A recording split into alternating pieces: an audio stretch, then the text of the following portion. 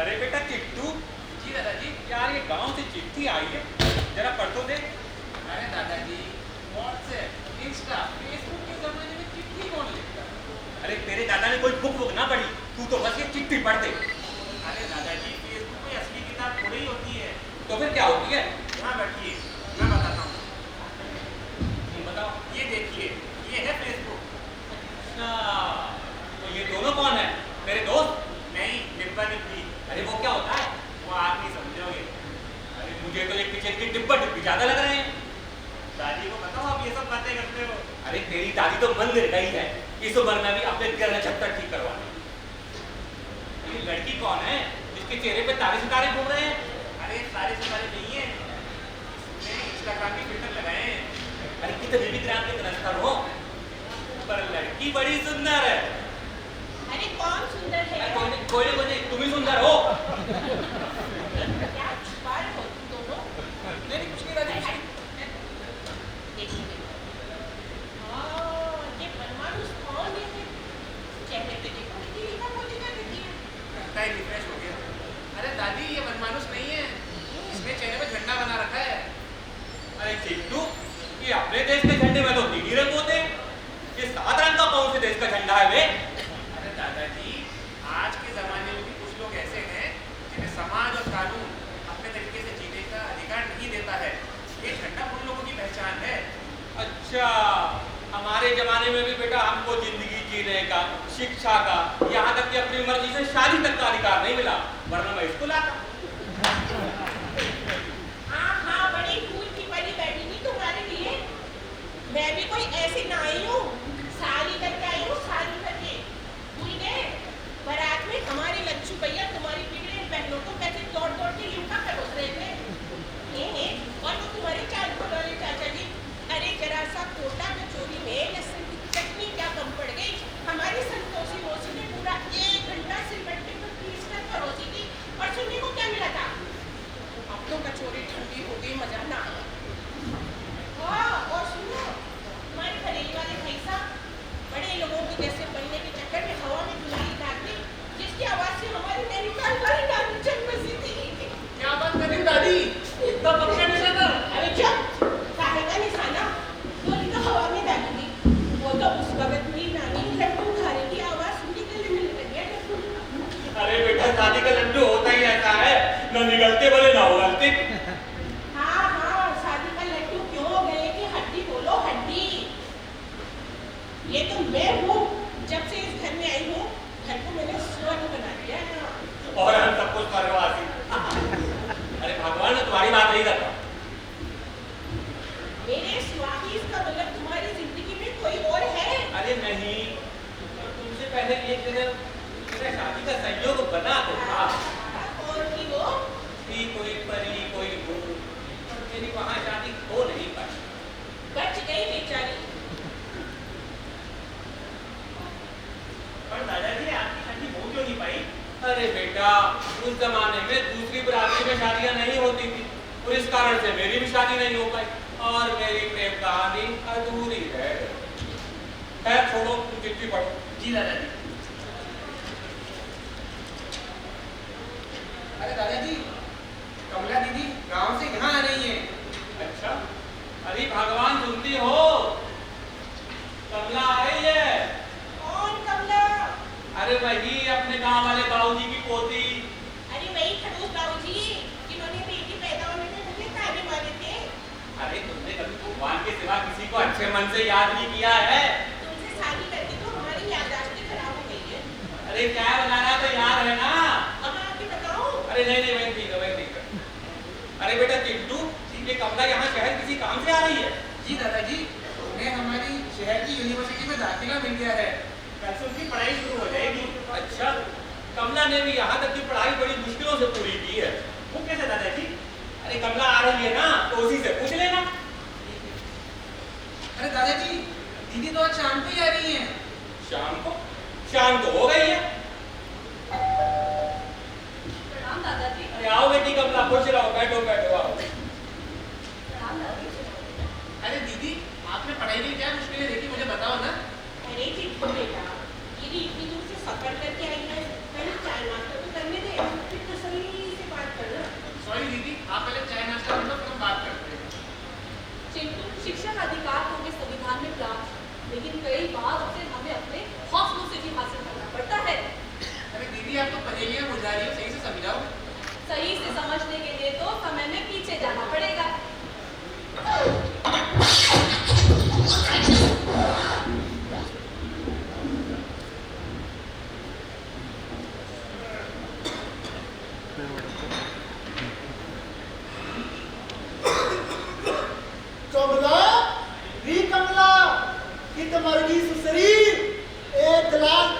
क्या गया? ओ कमला, बाबूजी पानी। री बहू तू काय लाए पानी? हारी जाई कित मर्गी से, थारे पाँव भारी से तू घर के काम काज ना किया कर। बाबूजी वो कमला अभी कॉलेज जाने के लिए तैयार हो रही है। कॉलेज कॉलेज जाके क्या करेगी? आखिर संभालना तो उसने थारी तलब चूल्हा चौका से ना। नहीं बाबूजी, कमला आगे कॉलेज में पढ़ना चाह रहे हैं। ये तो पढ़ के क्या करेगी? सारी पढ़ाई तो कर ली उसने। एक काम कर, उसने घर का काम काज सिखा, ना तो ससुराल जाके मारी ही ना कटवावेगी ही छोरी। एक बात बता, तेरा घर वाला किस उसने बोला था तने शहर ले जाके थारी जांच करा लावे। तेरा तय थारी कोख में छोरा सहते छोरी। अब आवड़ी बोल, इनके तन्ने मैं बताऊं काम क्या होगा। कल तक काम हो जाना चाहिए। ये तो थारी काल तार के ढोलक बना के बजाऊंगा। कौन रखेंगे? आओ जी ना। जीता रहे कित मर गया था, तने बोला था ना बहुत को शहर ले जाने वास्ते। आओ जी, वह डॉक्टर मना करे लिंग जांच के वास्ते। क्या वह है या कानूनन अपराध है? ऐसा करने पे जेल भी हो सके। वो लाजो भी जाना है। ये बहुत तू घड़ी चौधरा न बनाकर भीतर जा। एक बात बता, इस घर में मर्द तो तू सा है ना, क्या घर में थारी चलेगी कि थारी जोरूनी? जी बाबूजी। जी बाबूजी। छोरी कित जारी से तू? बाबूजी, कल लाजो कह रही थी किसना आगे कॉलेज में पढ़ना है या आगे कॉलेज में पढ़ने जा रही है। ये बकवास कर रहा है तू। थारी बुराई ने तने कौन सी गुट्टी पिला रखी से जो तू आजकल उसी ने पढ़ाया पाठ रखा से। पहले तू इसने पढ़ने वास्ते कॉलेज भेजेगा, फिर इसने नौकरी करवावेगा। गाँव में क्या इज्जत रह जाएगी हमारी? लेकिन बाबूजी आजकल तो सभी लड़कियां पढ़ लिख कर नौकरी करती है और अपने माँ बाप का नाम रोशन करती है। ये छोरी तू मने ना सिखा, तू घर का काम का सीख, नाम रोशन करने वास्ते हमारा छोटा बेटा कर रहा से पढ़ाई। अरे रूडी, बड़ी लंबी उम्र था थारी बेटा राजेश सर, तने ही आज कर रहा थे। बाबूजी, don't call me Rajeshwar. I am Raj. नाम तो सुना ही होगा ना। देखा सर, इसे कहना है पढ़ाई। कैसे किट बात करे से अंग्रेजी में, जो करेगा हमारा नाम रोशन। देख लो बाबूजी, 7 साल हो गए चाचू को, इंजीनियरिंग तो पूरी हुई ना इनसे। ये कमला, तू ज्यादा ना बोल। वो क्या है ना बाबूजी, 4 साल में बनने वाले इंजीनियर भी कच्चे होते हैं और उनके बनाए हुए पुल भी। इसीलिए मैं आराम से पढ़ूंगा, तभी तो आपका नाम रोशन कर पाऊंगा ना। हाँ बेटा, तू अच्छा से सीख आराम से। कल लाजो तो कह रही थी तारा कॉलेज से चिट्ठी आई है, उसमें लिखा था तारा बैग आ गई। अरे फैल हो गए तू। अरे भैया, इन औरतों को क्या पता, बैग आने का मतलब है वो सब्जेक्ट मुझे दोबारा से पढ़ाया जाएगा ताकि मैं पक्का इंजीनियर बन सकूं। सुन लिया ना, तुम ना जरता ना जो 40 मत क्या कर छोरू का गिला। मैंने मारे बेटे पे पूरा भरोसा सर। अच्छा बाबूजी, 20,000 रुपए दे दो, कॉलेज की फीस भरनी है। ये ले बेटा। अरे सुन बेटा, एक तू शहर जाए गया सर, त्या दुकान पे हमारा चश्मा पड़ा सर, वो भी लगते आना। अरे भैया, ये काम आप कर लेना, मैं तब तक BB11 पे टीम बना लेता हूँ। तो बाबूजी मैं जाऊँ? कहीं नहीं जाना, तू अंदर जा। राम राम बाबूजी। नमस्ते बाबूजी। कितनी रहो बेटी, बाबूजी मिठाई खाइए। बैठ भाई, राम राम क्या हो गया? किस खुशी में मिठाई बांट रहा सर? फिर छोरा हो गया क्या तने? आप ऐसा क्या हो गया, क्या खुशखबरी है? बाबूजी मेरी बेटी रचना की फौज में नौकरी लग गई है। क्यों? वो भी फौज में? बावड़ा हो गया है कि तू छोरी ने नौकरी करवावेगा, वो भी फौज में। अरे इसमें क्या हुआ बाबूजी, आजकल तो छोरियां भी हर क्षेत्र में छोरों से कंधा मिला के चले हैं, और छोरियां पढ़े हैं तो पूरा परिवार शिक्षित हो गए हैं। हाँ बाबूजी, अब जमाना बदल रहा है। रत्ना दीदी हमारे स्कूल में पढ़ती थी और आज देखो पूरे गांव का सिर ऊंचा किया है। पर हमारे एक बात समझ नहीं आई, ये बे छोरियां नौकरी करेगी तो घर के काम काज कौन संभालेगा? अरे टाबरन को कौन पालेगा? अरे भाई, घर गृहस्थी संभालना छोरा छोरी दोनों की जिम्मेदारी है। और ये अब तो सरकार भी महिला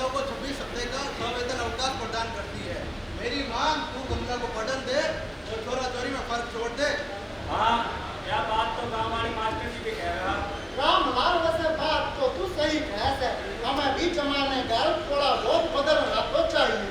छोरी ऐसो कर, तू कॉलेज में दाखिला ले ले और पढ़ाई कर। थैंक यू बाबूजी। ठीक है बाबूजी, करता हूँ। और भी लोगों को साइकिल आती है। बेटा भूरा, वैसे रामलाल साच कह रहा है, छोरा छोरी में अंतर कोनी। ऐसो कर, तू बहू की जांच करान को रह दो। पोता हो या पोती, मना दोनों स्वीकार से।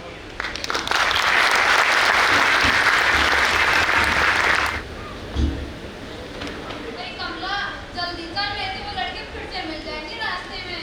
हाँ भाई, कहाँ पे चली सवारी? एक दिन तो भाग लगती है हमारी। अरे लल्लू ललित, ऐसा कैसे? भैया एक, भाभी दो। अरे मुन्ना भैया मैं दूसरी वाली। अरे बोल दे, बोल दे। तुम लोगों को तो बकवास करनी है, आपस में कर लेना। अभी के लिए हमारा रास्ता छोड़ो। ओहो, बड़ी जल्दी हो गई है। थोड़ी देर तो रुक जाओ। हम कब से तुम्हारे लिए आंखें बिछाए बैठे हैं यहाँ पे। थोड़ा रुक जाएगी तो तेरा क्या जाएगा? जी भर के देख लेंगे, चैन आ जाएगा। रास्ता छोड़ते हो कि नहीं? ओहो, आंखों में गुस्सा। हाँ मुन्ना भैया, भाभी तो अखियों से गोली मार देगी। लड़की कमाल देखी, अखियों से गोली मारेगा।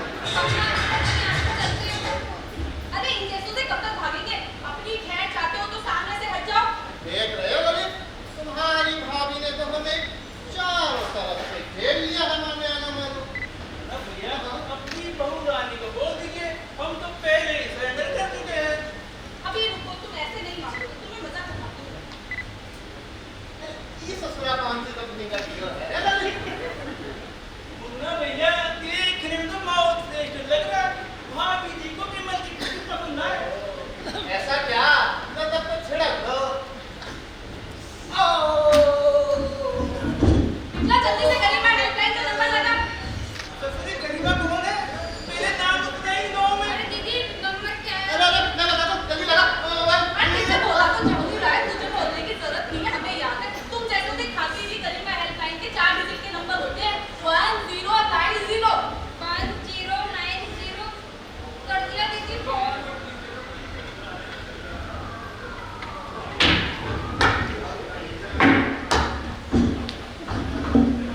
मैडम जी, क्या हो गया? ये लड़के हमें रास्ते में तंग कर रहे हैं। अरे भाई, क्या खासदारी तुम लोगों को है? क्यों छेड़ रहे हो लड़कियों को? और अरे वो ठीक है, मुंह में दही जमा रखा है। आप बोलो मैडम के सामने, अब उनकी जुबान चिपक गई। ये क्या बताएंगी मैडम? हम बताते हैं। दरअसल इन लोगों को हमारा पढ़ना लिखना पसंद नहीं है। हाँ मैडम, इनके हिसाब से तो लड़कियों को घर में बैठाने की चूल्हा चौकाई संभालना चाहिए, और इनकी ना सुने तो सड़क छाप मजदूरों की तरह सड़क में छेड़ते रहते हैं। तुमने हमें बुलाकर अच्छा किया। अरे ये सब बनवाएंगे कि तुम्हें चूल्हा चौका? इनको तो हम अभी जेल में चक्की पिसवाएंगे, चक्की। ये हवालात की हवा खाएंगे ना, तो फिक्रे कसना तो छोड़ो, ये लोग बोलना भूल जाएंगे। नहीं मैडम, भगवान की बात है। नहीं मैडम, कैसे लगता है? अरे प्रमाण के वास्ते नहीं, इन लोगों की शिकायत के वास्ते ऐसा करेंगे। और तुम लोग किसी बात की चिंता मत करो। महिलाओं की गरिमा को बचाने के लिए गरिमा हेल्पलाइन 24 घंटे कार्यरत है। हाँ, और कभी गरिमा हेल्पलाइन पे फोन न लगे न तो 100 और 112 पर फोन करके भी पुलिस को सूचित कर सकती हो। और सुन लो गाँव वालों, शिक्षा पर हम सभी का बराबर अधिकार है, और यो अधिकार संविधान देवे हमें। आई समझ में बात? हाँ जी मैडम, और संविधान की रक्षा करना प्रशासन और पुलिस का जिम्मा है। समझ गए? उनको समझाना है। सुन लिया ना आप लोगों ने? हमारा संविधान भी हमें धर्म, जाति और लिंग के आधार पर किसी से भेदभाव की अनुमति नहीं देता है। चाहे लड़का हो या लड़की, सभी को शिक्षा का समान अधिकार हमारे संविधान में बाबा साहब ने हमें दिलाया है। और हाँ बहनों, अगर कोई तुम्हें पढ़ने लिखने से रोकता है तो उसके खिलाफ आवाज उठाओ। कई बार हमें अपने हक और अधिकारों के लिए घर और समाज से लड़ना भी पड़ता है, मगर हमें अपना हौसला नहीं हारना चाहिए। किसी ने सही कहा है, मंजिलें उन्हीं को मिलती है जिनके सपनों में जान होती है। पंखों से कुछ नहीं होता यारों, हौसलों से उड़ान होती है, हौसलों से उड़ान होती है।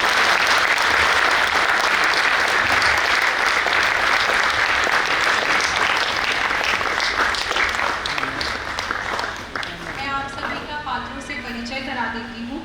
कमला, सुश्री प्रीति मीना, चिंटू श्री विपिन प्रीतिमान, दादाजी श्री शरद श्रीवास्तव, दादी जी श्रीमती अंजू परवीन, बाबूजी श्री सूरज बाबू शुक्ल, लाजो श्रीमती मधुलिका, भूरा सिंह श्री सार्थक, राज श्री मनीष शर्मा, रामलाल श्री ललित सांथला, विमला सुश्री लालीबाई मीना, मुन्ना भाई श्री गौरव भगत, ललित श्री मुरली, महिला पुलिस सुश्री प्रियंका पारिक एवं श्रीमती खुशबू शर्मा। इस कहानी का निर्देशन तथा लेखन किया है श्रीमती सरस्वती उपाध्याय तथा श्री सूरज बाबू शुक्ल।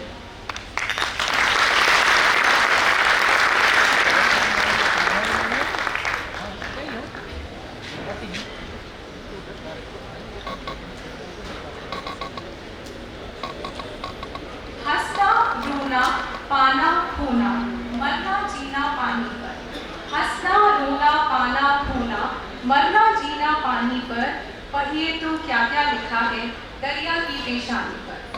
उक्त दो पंक्तियां हमारे साथी श्री अखिलेश कुमार तिवारी जी की गजल का अंश है। मैं जोरदार तालियों के साथ श्री अखिलेश तिवारी जी को मंच पर गजल प्रस्तुति हेतु आमंत्रित करती हूं। श्री अखिलेश कुमार तिवारी। वरिष्ठ अधिकारीगण, मित्रों, वर्मा सर बोल रहे थे तो मुझे बरबस डॉक्टर बशीर बद्र याद आ रहे थे। उनका एक शेर है, उसमें थोड़ी गुस्ताखी के साथ मैं वर्मा सर के सम्मान में वो शेर बोलना चाहता हूँ कि अजब तरह से खुदा ने उन्हें नवाजा है, वो बोलते हैं तो एक रोशनी सी होती है। बहुत अच्छा लग रहा था सर आपको सुनकर। आज का एक ख़ास मौका, पहले कुछ पंक्तियाँ बाबा साहब के सम्मान में, गज़ल इशारों की ज़बान है, मैं कुछ इशारे करूँगा और मुझे आशा है कि मेरी बात आप तक पहुँचेगी। फिर चाहे हिस्से में उसके किरचों की सौगात रही, फिर चाहे हिस्से में उसके किरचों की सौगात रही, दर्पण की पहचान हमेशा सच्चाई के साथ रही। फिर चाहे हिस्से में उसके किरचों की सौगात रही, दर्पण की पहचान हमेशा सच्चाई के साथ रही। और सूरज के आगे अंधियारों की फिर क्या औकात रही, सूरज के आगे अंधियारों की फिर क्या औकात रही। चाहे जितनी भी गहरी हो रात तो आखिर रात रही, सूरज के आगे अंधियारों की फिर क्या औकात रही। चाहे जितनी भी गहरी हो रात तो आखिर रात रही। चार मिसरे और कि कुछ तो सरगोशियों में कहता है, सरगोशी विस्परिंग, कुछ तो सरगोशियों में कहता है, हो ना हो कोई मुझ में रहता है।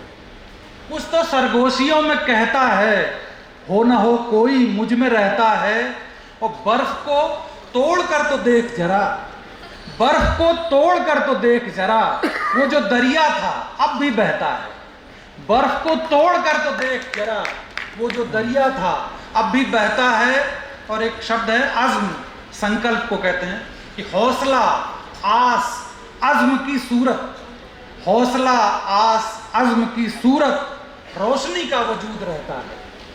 हौसला, आस, अज़्म की सूरत, रोशनी। आप लोग अगर बीच में अपनी स्वीकृति मुझे बताते रहेंगे तो मुझे लगेगा कि मेरी बात आप तक पहुंच रही है। ऐसा अगर चुप रहेंगे तो मुझे पता नहीं लगता कि मेरी बात आप तक पहुंच रही है कि नहीं पहुंच रही। Thank you sir.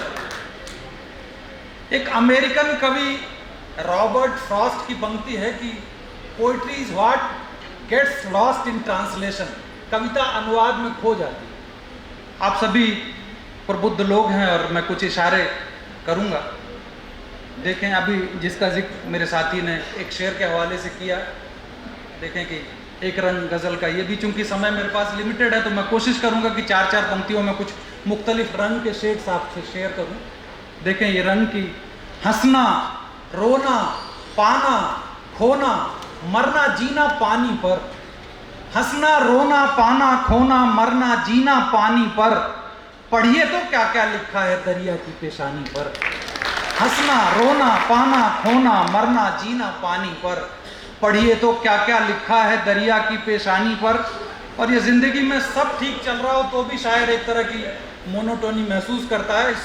इस एक बात को मैंने शेर में कैसे कहने की कोशिश की है। देखें कि सुबह सवेरा, दफ्तर, बीवी, बच्चे, महफिल, नींदें रात, सुबह सवेरा दफ्तर बीवी बच्चे महफिल नींदें रात, यार किसी को मुश्किल भी होती है इस आसानी पर।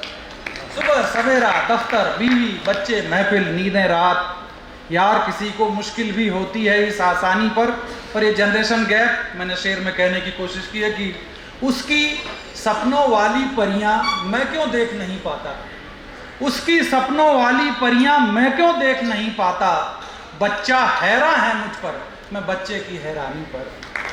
उसकी सपनों वाली, थैंक यू, उसकी सपनों वाली परियां मैं क्यों देख नहीं पाता, बच्चा हैरान है मुझ पर मैं बच्चे की हैरानी पर। 4 पंक्तियां और ये देखें कि खुद से मिलता भी नहीं है न बिछड़ कर देखे, खुद से मिलता भी नहीं है न बिछड़ कर देखे, वो अजब शख्स है बस एक ही मंजर देखे। खुद से मिलता भी नहीं है न बिछड़ कर देखे, वो अजब शख्स है बस एक ही मंजर देखे। और बीनाई कहते हैं साइट को, दृष्टि को, कि शाम से रट सी लगाए है मेरी बीनाई, शाम से रट सी लगाए है मेरी बीनाई, ख्वाब को जिस्म बनाए उसे छू कर देखे। शाम से रट सी लगाए है मेरी बीनाई, ख्वाब को जिस्म बनाए उसे छू कर देखे। और ये 4 मिसरे देखें कि कब तक घुटकर जीते रहते सच्चाई के मारे ख्वाब, कब तक घुटकर जीते रहते सच्चाई के मारे ख्वाब, पलकों की दहलीज से बाहर निकले फिर बंजारे ख्वाब। कब तक घुटकर जीते रहते सच्चाई के मारे ख्वाब, पलकों की दहलीज से बाहर निकले फिर बंजारे ख्वाब। और जीवन की इस आपाधापी में जो पीछे छूट गए, जीवन की इस आपाधापी में जो पीछे छूट गए, अब जाने किस हाल में होंगे वो किस्मत के मारे ख्वाब। जीवन की इस आपाधापी में जो पीछे छूट गए, अब जाने किस हाल में होंगे वो किस्मत के मारे ख्वाब। और ये 4 मिसरे और 4 पंक्तियां आज का संदर्भ, कि ख्वाबों की बात हो न ख्यालों की बात हो, ख्वाबों की बात हो न ख्यालों की बात हो, मुफलिस की भूख उसके निवालों की बात हो। ख्वाबों की बात हो न ख्यालों की बात हो, मुफलिस की भूख उसके निवालों की बात हो।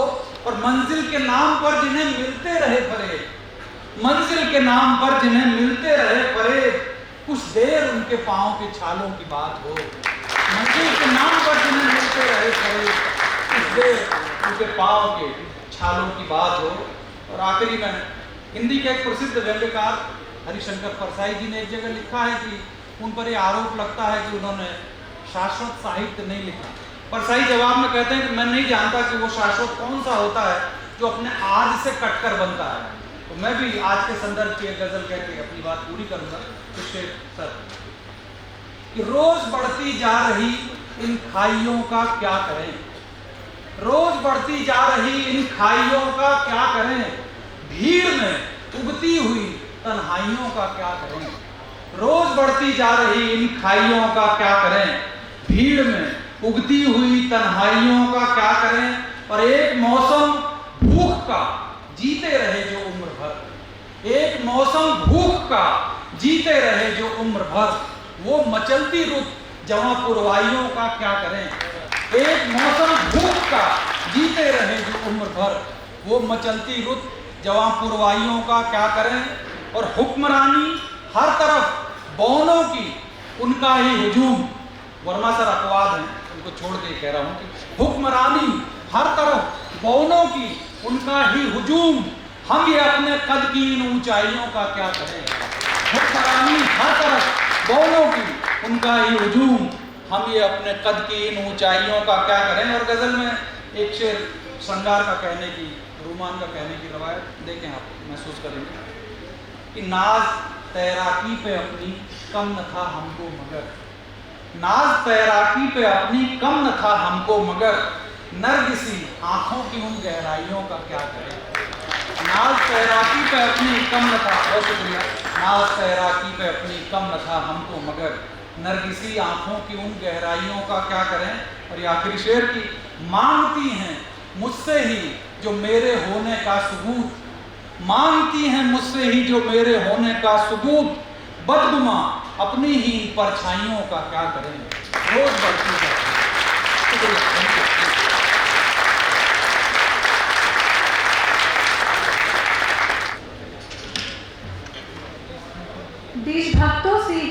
की शान है। देशभक्तों से ही देश का मान है। हम उस देश के फूल हैं जिस देश का नाम हिंदुस्तान है, और जिस स्वतंत्र भारत में आज हम सभी सांस ले रहे हैं, उसके लिए हमारे स्वतंत्रता सेनानियों ने अपना जीवन बलिदान दिया है। अम्बेडकर जी ने भी कहा है कि they can not make history who forget history, they can not make history who forget history. तो आइए अपने स्वतंत्र भारत के इतिहास को याद करते हैं और नमन करते हैं उन वीरों का जिन्होंने देश के लिए अपनी जान दी। तो अगली गीत प्रस्तुति हेतु मैं मंच पर श्री जितेंद्र शर्मा जी को आमंत्रित करना चाहूँगी और आप सभी से अनुरोध करूँगी कि तालियों की गड़गड़ाहट के साथ उनका स्वागत। ऐ वतन मेरे वतन, ऐ वतन आबाद रहे तू, आबाद रहे तू।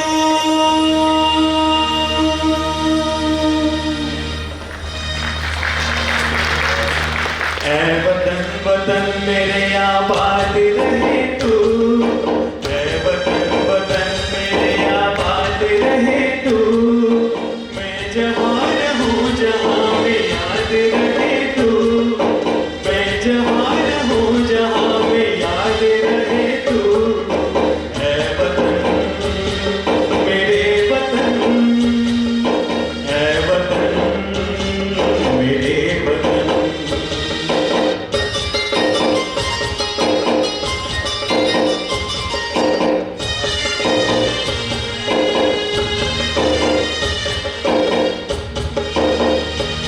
तू ही मेरी मंजिल है, पहचान तुझी से, तू ही मेरी मंजिल है, पहचान तुझी से। खोजूं मैं जहाँ भी मेरी बुनियाद रहे तू, खोजूं मैं जहाँ भी मेरी बुनियाद रहे तू। ऐ वतन मेरे वतन, ऐ वतन मेरे वतन, ऐ वतन वतन मेरे आबाद रहे तू। मैं जहान हूँ जहाँ में याद रहे तू।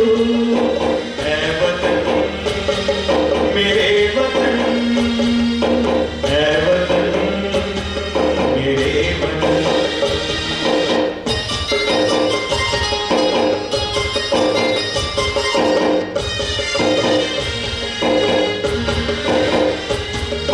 तुझ पे कोई गम की आँच आने नहीं दूँ, तुझ पे कोई गम की आँच आने नहीं दूँ।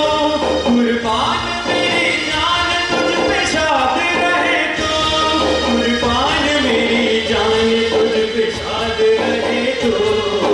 ऐ वतन मेरे वतन, ऐ वतन मेरे वतन, ऐ वतन मेरे वतन, ऐ वतन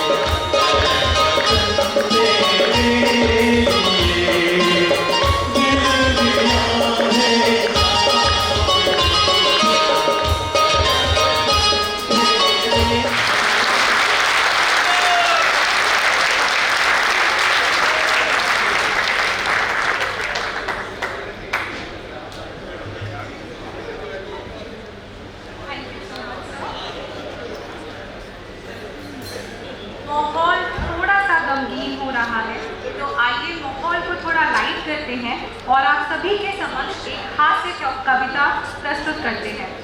मुझे आशा है कि हास्य कविता का शीर्षक सुन के आप सभी के मुख पे एक मुस्कान आ जाए। हास्य कविता का शीर्षक है शादी का लड्डू।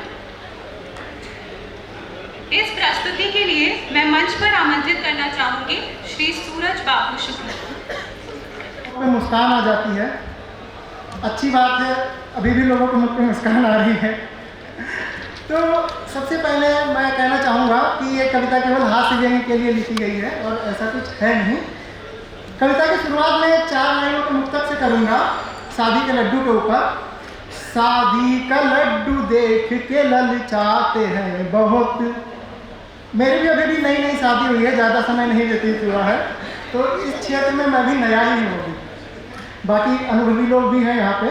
शादी का लड्डू देख के ललचाते हैं बहुत, शर्माते हुए किंतु इसे खाते हैं बहुत।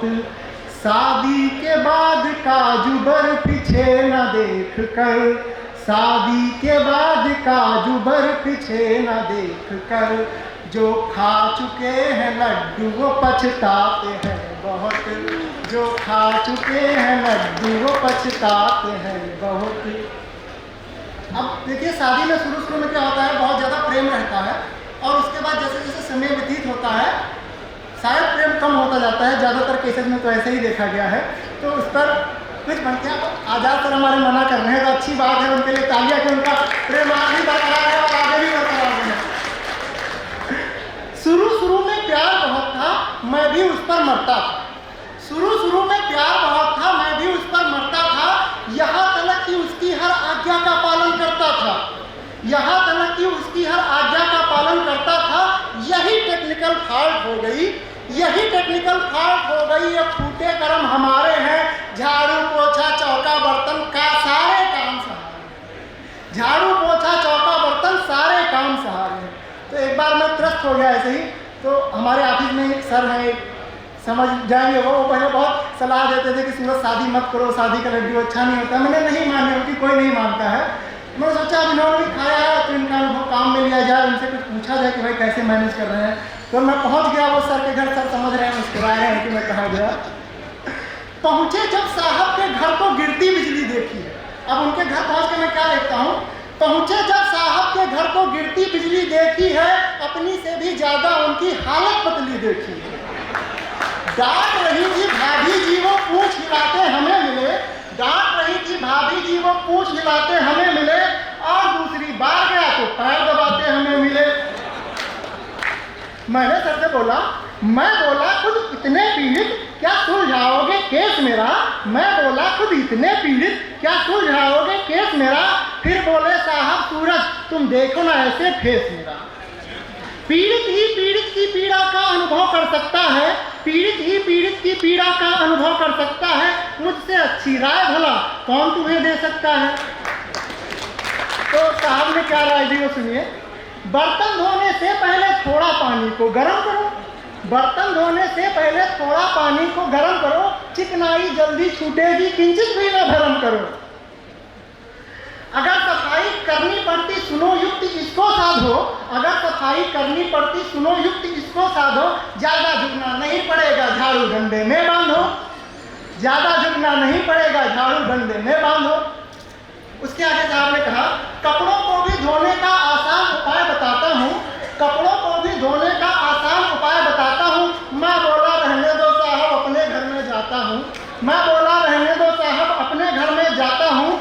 सारे ही पीड़ित हैं अपनी हालत फिर भी अच्छी है, सारे ही पीड़ित हैं अपनी हालत फिर भी अच्छी है। गृह कार्यों में हाथ बटाओ बात ही है सच्ची है, गृह कार्यों में हाथ बटाओ बात ही है।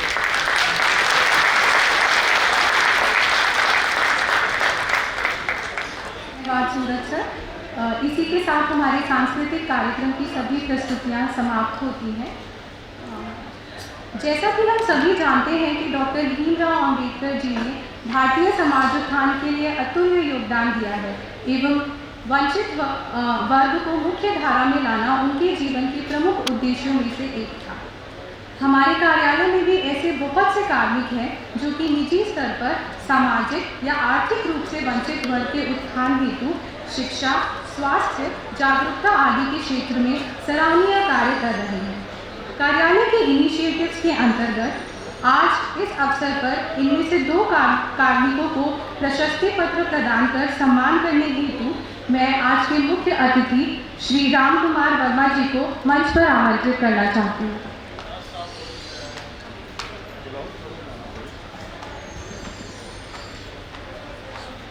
श्री गतिविधियों अन्य गतिविधियों का संचालन करता है। श्रीमती योगिता रॉबिनहुड आर्मी की सी स्कीम की टीम का प्रतिनिधित्व कर रही हैं तथा उनकी टीम द्वारा बेघर तथा स्लम बच्चों को सप्ताह के अंत पर नियमित भोजन वितरण, शैक्षणिक सत्र आदि आयोजन, झुग्गियों के बच्चियों को कराटे कोचिंग, कंबल वितरण, चिकित्सा आदि के क्षेत्र में कार्य किया जा रहा है। हम आशा करते हैं कि वो इस क्षेत्र में इसी तरह आगे कार्य करती रहेगी और हम सभी स्टाफ सदस्यों के लिए बहुत ही प्रेरणादायी है। अब मैं मंच पर आमंत्रित करना चाहूँगी श्री धीरज गुप्ता जी को। श्री धीरज गुप्ता वर्ष 2019 से एक परिवर्तन फाउंडेशन से जुड़े हुए हैं जो आर्थिक रूप से वंचित वर्ग के लोगों को स्वास्थ्य व चिकित्सा से संबंधित बीमारियों जैसे कैंसर, ट्यूमर आदि बीमारियों के उपचार पर होने वाले खर्च में योगदान कर सहायता करते हैं। श्री धीरज द्वारा वर्ष 2019 से अभी तक लगभग 9 बच्चों के उपचार में योगदान दिया जा चुका है। बहुत बहुत धन्यवाद। अंबेडकर जयंती के उपलक्ष्य में कार्यालय में स्टाफ सदस्यों के लिए एक निबंध लेखन प्रतियोगिता का आयोजन किया गया था। इसके अतिरिक्त स्टाफ सदस्यों के बच्चों के लिए बाबा साहेब द्वारा किए गए सामाजिक कार्यों पर चित्रकारी प्रतियोगिता का आयोजन किया गया था। हम शुक्रगुजार हैं उक्त प्रतियोगिताओं में स्टाफ सदस्यों तथा बच्चों द्वारा उत्साहपूर्वक भाग लेने हेतु। मैं वर्मा जी से अनुरोध करूंगी कि वे हमारी निबंध लेखन प्रतियोगिता के विजेताओं को पुरस्कृत करें।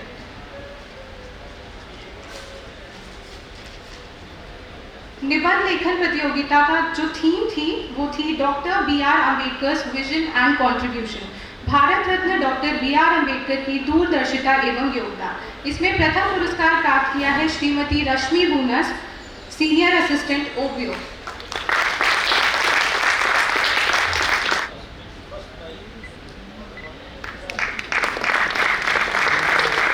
द्वितीय पुरस्कार श्री महेंद्र सांफला,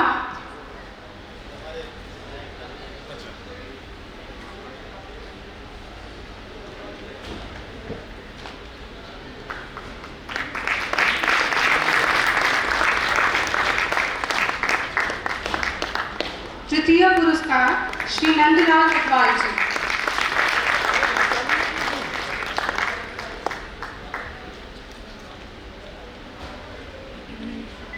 चित्रकारी प्रतियोगिताओं के विजेताओं पुरस्कृत करने हेतु मैं क्षेत्रीय निदेशक महोदय से अनुरोध करूंगी।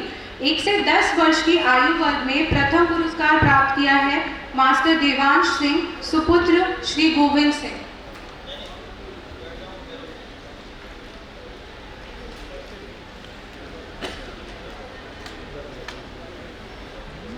द्वितीय पुरस्कार मिस मिशिका बैरवा, सुपुत्री श्री राजाराम बैरवा। तृतीय पुरस्कार मिस अन्वेषा झरवाल, सुपुत्री श्रीमती मधुलिका।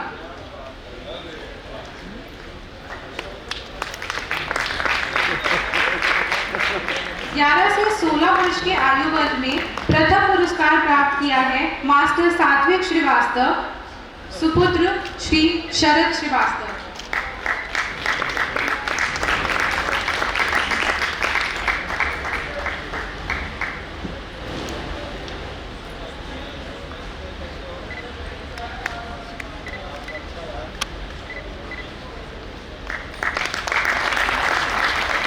द्वितीय पुरस्कार मिस आरुषि अग्रवाल, सुपुत्री श्री विकास अग्रवाल। तृतीय पुरस्कार मिस काव्या शर्मा, सुपुत्री श्री राकेश कुमार शर्मा।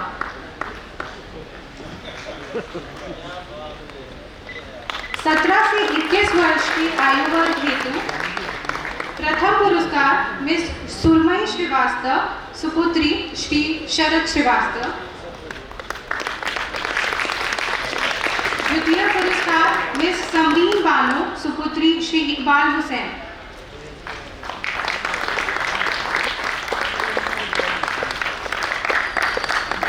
सभी प्रतियोगिताओं में स्टाफ सदस्यों एवं उनके बच्चों द्वारा बहुत ही बढ़ चढ़कर हिस्सा लिया गया एवं इतनी उत्कृष्ट स्तर की प्रविष्टियां प्राप्त हुई कि समिति सदस्यों के लिए विजेताओं का चुनाव करना बहुत ही कठिन हो गया था। अतः सभी प्रतिभागियों के उत्साहवर्धन हेतु मैं अनुरोध करूंगी श्री सुरेश परिवा जी से, श्री घोंगे जी से, श्री सुशील सिंघल सर से एवं श्री विकास अग्रवाल सर से कि वो मंच पर आकर इन्हें एक टोकन ऑफ अप्रिसिएशन भेंट करें। नाउ सुपुत्री श्रीमती सौम्या शिवशंकरन।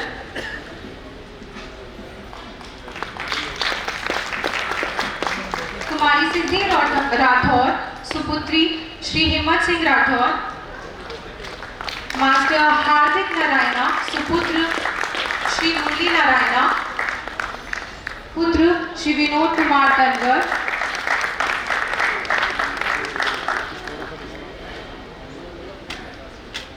सुश्री इशिता कच्छावा, सुपुत्री श्री धर्मेंद्र कच्छावा। सुश्री चक्षु, सुपुत्री मेजर ताराचंद। श्री समीर अली, सुपुत्र श्री इकबाल हुसैन। श्री शशांक, सुपुत्र श्री आशाराम मीना। ऐसे कंपटीशन के लिए श्री धर्मेंद्र कच्छावा,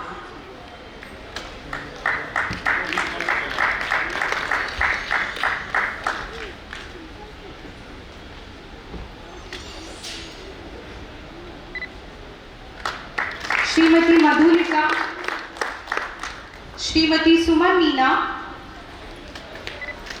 श्री विनोद तनवर, श्री मुरली नारायणा, श्री सीताराम, श्री शरद श्रीवास्तव।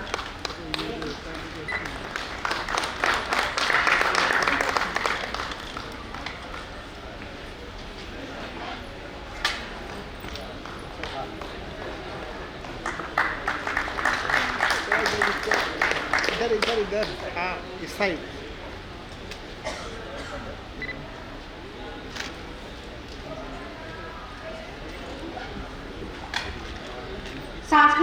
सांस्कृतिक कार्यक्रम के प्रतिभागियों को अपने मंच पर आमंत्रित करना चाहूंगी। हमारे स्किट के प्रतिभागी श्रीमती अंजुम परवीन,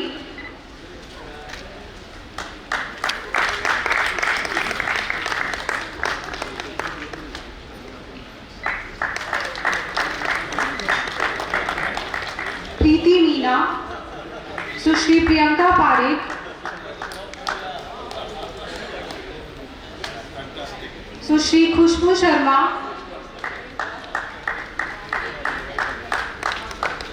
सुश्री लालीबाई मीना, श्री सूरज बाबू शुक्ल, श्री विपिन प्रीतिमानी, श्री मनीष कुमार शर्मा, श्री गौरव भगत, श्री ललित सांखला, श्री सार्थक भारद्वाज, श्रीमती सरस्वती उपाध्याय, श्री अखिलेश कुमार तिवारी, श्री जितेंद्र शर्मा,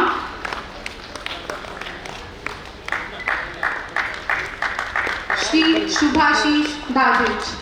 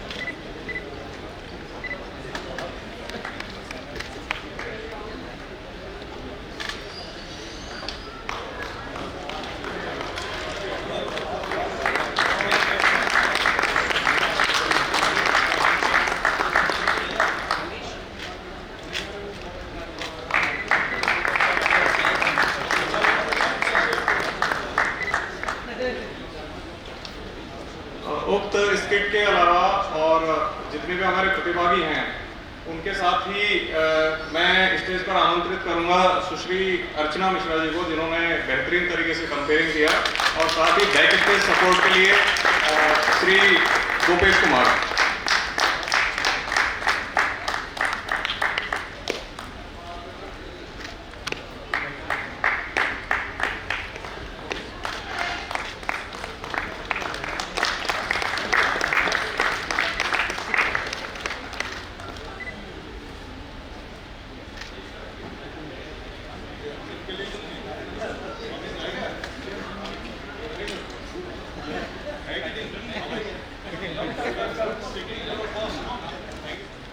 अब मैं आप सभी से अनुरोध करूंगी कि पुनः पहली पंक्ति में अपने स्थान को ग्रहण करें। सभी वरिष्ठ अधिकारीगण, क्षेत्रीय निदेशक महोदय एवं हमारे मुख्य अतिथि श्री राम कुमार वर्मा जी।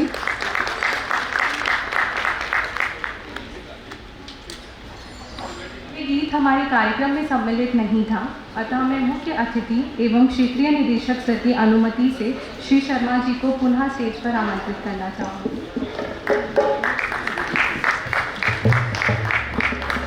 पृष्ठभूमि दे देती हूँ। राजस्थान के मशहूर पीर बाबा एवं सभी धर्मों में एकता के प्रति बाबा रामवीर जी का समाधि स्थल है रामदेवरा, जहाँ देश भर से सभी संप्रदाय के लोग आते हैं। हमारा देश इतनी विविधताओं के बाद भी हम सभी को एकता के एक रंगीन धागे में पिरोए हुए हैं। बाबा साहब ने भी सामाजिक समरसता एवं समानता का ही मूल मंत्र दिया है। तो बाबा पीर को समर्पित इस गीत प्रस्तुति के लिए मैं जितेंद्र शर्मा सर को आमंत्रित करते हुए उनसे अनुरोध करूंगी कि वे अपने गीत की शुरुआत करें। मारो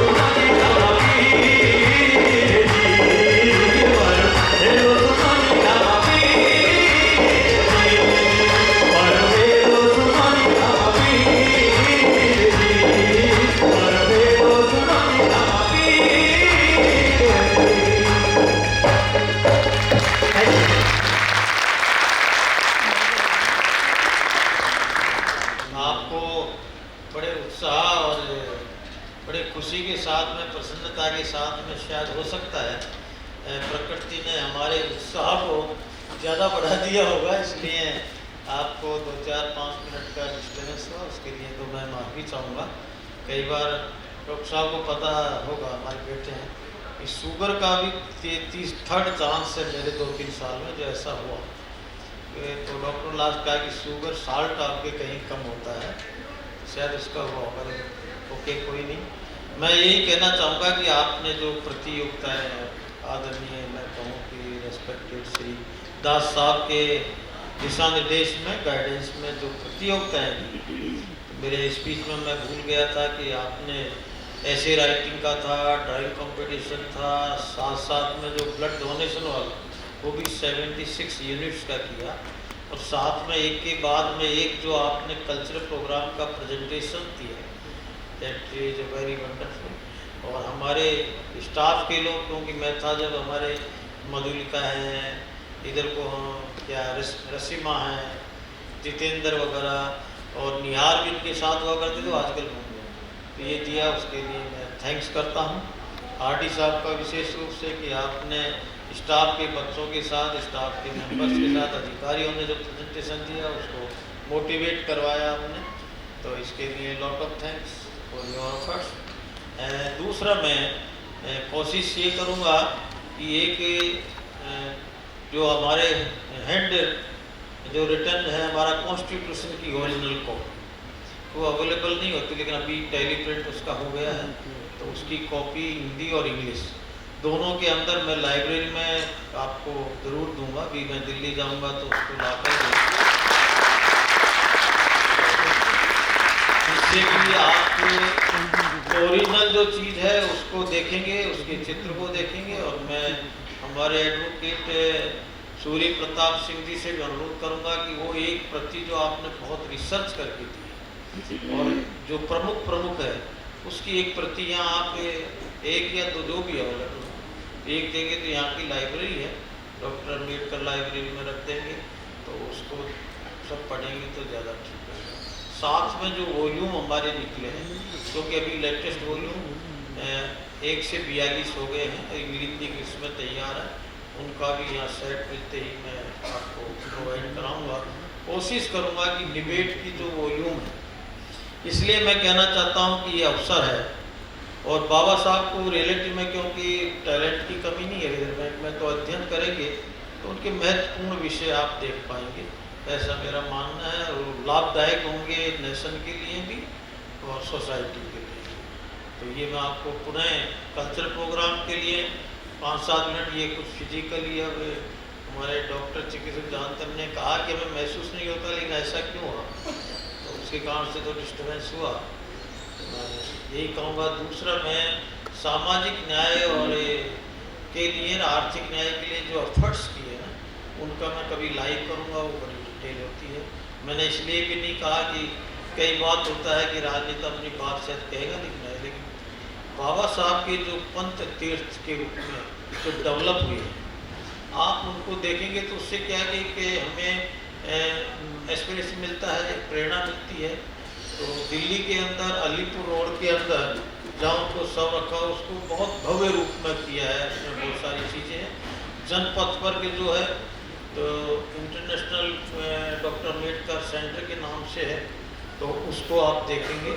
और जहाँ जन्मभूमि है महू के अंदर, जिसको डेवलप किया उसमें दिया है, तो वो भी। और चैत्य भूमि, चूँकि हमारे मुंबई के साथी में देखेंगे, मैं अभी जाकर के, मैं भी पहली बार गया उसे बनने के बाद, तो बहुत कुछ वहाँ किया है।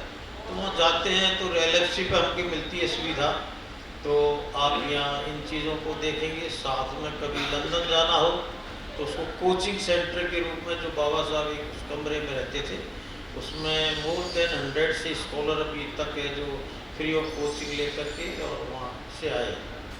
तो इनको आप ज़रूर वो करें, मेरा ऐसा निवेदन है। और आपने समय दिया, दास साहब ने दिया, और मेरे पास तो क्या, हम तो चलते फिरते हैं। अभी बीकानेर का कॉल आ रहा है, तो देखता हूँ कि हेल्थ इश्यू अलाउ करा तो मुझे रात को निकलना है अभी, इसलिए मैं थोड़ा सोच रहा था कि जल्दी निकलेंगे। तो लेकिन अच्छा कार्यक्रम किया और भव्य कार्यक्रम किया, इसके लिए मैं जितनी प्रशंसा करूँ उतना अच्छा है। पुनः आपको धन्यवाद। Thank you.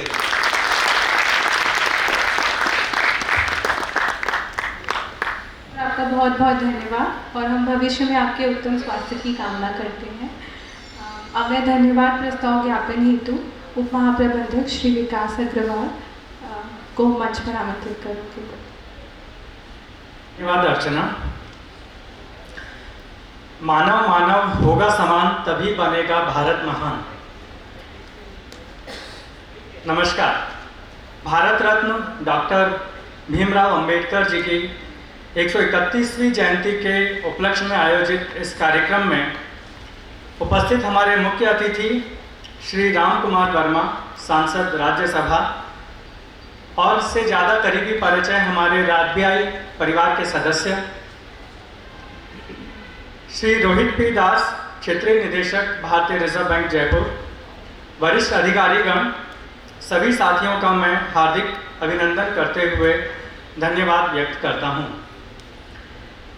बाबा साहब जी की 131वीं जयंती के अवसर पर कार्यालय में विविध गतिविधियों का आयोजन किया गया। इस दौरान हमारे सभी स्टाफ सदस्यों के लिए निबंध प्रतियोगिता, स्टाफ सदस्यों के बच्चों के लिए बाबा साहब द्वारा किए गए सामाजिक कार्यों पर चित्रकला प्रतियोगिता तथा कार्यालय में एक रक्तदान शिविर का भी आयोजन किया गया, जिसमें कि अभी हमारे मुख्य अतिथि महोदय ने भी इसके बारे में जिक्र किया और हमारे कार्यालय के कर्मचारियों ने समाज सेवा के उत्कृष्ट कार्य में बढ़ चढ़कर हिस्सा लिया और 76 यूनिट हमारे लोगों ने रक्त जो ब्लड डोनेशन में इकट्ठा किया। इस अवसर पर क्षेत्रीय निदेशक महोदय के मार्गदर्शन में एक नई परंपरा भी शुरू की गई। जैसा कि सामाजिक समानता और आर्थिक समानता के बारे में हमेशा बाबा साहब काम करते रहे, तो उसी क्रम में हमारे बीच में हमारे कुछ सहकर्मी होते हैं जो कि सामाजिक कार्य से जुड़े रहते हैं, लेकिन बहुत बार हमें उसका पता नहीं चलता है। तो इस बार एक उस कार्यक्रम का भी शुरुआत की गई है, जिसमें हमने हमारे कार्यालय में हमारे सहकर्मी जो कि सामाजिक क्षेत्र में सामाजिक समता, आर्थिक समता, वंचित वर्ग के लिए समाज उत्थान के कार्य करते हैं, उनके बारे में भी इस बार एक नई परंपरा शुरू की गई, जिसमें मैडम योगिता किमतानी और श्री धीरज गुप्ता को भी इस बार प्रशस्ति पत्र से पुरस्कृत किया गया और उनका कार्य हमारे बाकी सहकर्मी को भी मोटिवेट करता है कि हम समाज उत्थान के लिए इसी तरह से कार्य करते रहें। इस अवसर पर मैं आभारी हूँ हमारे मुख्य अतिथि माननीय श्री राम कुमार वर्मा जी का। सर, आपने जो मैसेज दिया, आपने हमें रिजर्व बैंक के बारे में, जो डिसिप्लिन के बारे में हमें बताया, साथ ही साथ रिजर्व बैंक का इस समाज के लिए, इस देश के लिए जो दायित्व है और किस तरह से हमें निर्वहन करना है, वो हमारे लिए काफ़ी प्रेरणादायक रहेगा और हम इस मैसेज को हमेशा अपने साथ अपने कार्य से इसको वस्तुतः जीवित करते रहेंगे। मैं हमारे क्षेत्रीय निदेशक महोदय श्री रोहित दास जी का भी बहुत बहुत धन्यवाद ज्ञापन करता हूँ। उन्होंने हमें बाबा साहब जी के काम के बारे में एक नया आयाम सोचने के लिए दिया। जैसा कि हम कहते हैं कि आज हम देश में सुरक्षित हैं, हमारे देश के जवान बॉर्डर पर लड़ते हैं, वो हमारे देश की सुरक्षा करते हैं, लेकिन उनकी कमी हमें तभी पता चलती है जब कुछ ऐसी घटना होती है। तो बहुत सारी चीज़ें हैं। ठीक इसी तरह से क्षेत्रीय निदेशक महोदय ने हमें एक नया पर्सपेक्टिव दिया कि यदि बाबा साहब ने ये नहीं किया होता तो इस देश में मौलिक अधिकारों के बारे में क्या हमें पता होता, क्या महिला उत्थान के बारे में ये नज़रिया होता।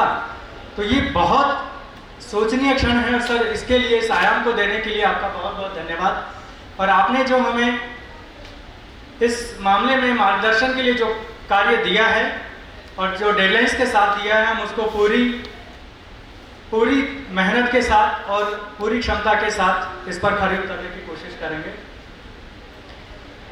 बाबा साहब जी की जयंती पर आयोजित इस कार्यक्रम में हमारे सभी स्टाफ सदस्यों द्वारा गीत गायन, कविता पाठ, लघु नाटिका के उत्कृष्ट मंचन हेतु मैं उनको धन्यवाद ज्ञापित करता हूँ। श्रीमती सरस्वती जी का भी मैं धन्यवाद ज्ञापित करता हूँ, जिन्होंने इस लघु नाटिका कार्यक्रम के मंचन के लिए और इसके लिए बहुत मेहनत की और अपना योगदान दिया। साथ ही मैं आभारी हूँ हमारी सभी यूनियन, एसोसिएशन एवं federation, reserve bank, SC/ST employees federation, OBC employees welfare association, reserve bank of India officers association, all India reserve bank staff officers association, reserve bank employees association, reserve bank workers union का, जिन्होंने इस कार्यक्रम के आयोजन में अपना सहयोग दिया और इस कार्यक्रम को सफल बनाया। साथ ही मैं सभी सांस्कृतिक कार्यक्रमों के सफल आयोजन हेतु सभी आयोजकों, RBI sports recreation club Jaipur, HR cell, मानव संसाधन प्रबंध विभाग के सभी स्टाफ सदस्यों, सभी प्रतिभागियों तथा सभी साथी कलाकारों को भी विशेष धन्यवाद देता हूं।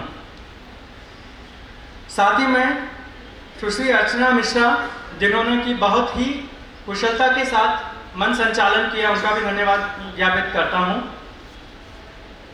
Music team, photography team, sound और ऑल इंफ्रास्ट्रक्चरल सपोर्ट प्रदान करने वाली टीम का भी मैं धन्यवाद ज्ञापित करता हूं, तथा हमारे सभी सहयोगी जिन्होंने किसी न किसी प्रकार से, चाहे वह कार्यक्रम के आयोजन हेतु संसाधन उपलब्ध कराना हो, जलपान की व्यवस्था हो या अन्य किसी प्रकार का सहयोग प्रदान करना हो, इस कार्यक्रम के आयोजन में अपना योगदान दिया है, मैं उन सभी का धन्यवाद ज्ञापित करता हूं।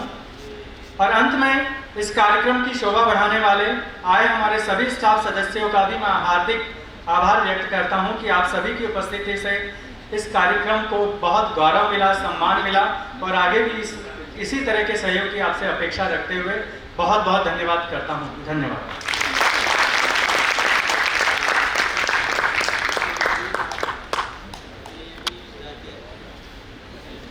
धन्यवाद देती हूँ और आज के मुख्य अतिथि तथा क्षेत्रीय निदेशक महोदय की अनुमति से मैं कार्यक्रम की समाप्ति की घोषणा करना चाहूँगी। Thank you.